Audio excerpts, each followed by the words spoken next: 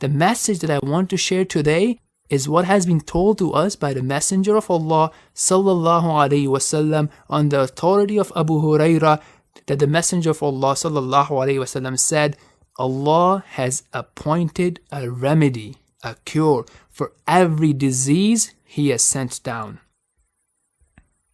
Now, some of us may be suffering from the disease of lack of inspiration, lack of motivation, or laziness. Would you like me to tell you some activities that are guaranteed to cure any of these diseases?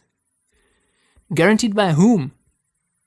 By Allah, the Lord, the Creator, the Owner, and completely in charge and control of everything that exists.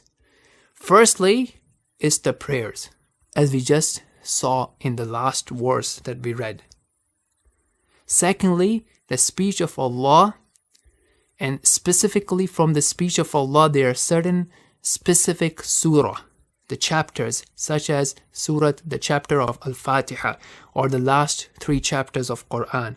These are specifically taught to us by the Messenger of Allah to be a cure, to be a protection. And in general, the whole Quran is a cure. Note, we are not suggesting at all to stop taking any medications that you may already be taking. Once again, we are not suggesting to stop taking any medication that you are already taking. Allah subhanahu wa ta'ala has taught us via His Messenger sallallahu alaihi wasallam to seek the cure from medicine as well. What we are talking about is to work and to be consistent with the cures that Allah subhanahu wa ta'ala has guaranteed to work while we are taking our medications. So let's consciously pay attention to these, make them our habit, and consciously hold ourselves accountable for it.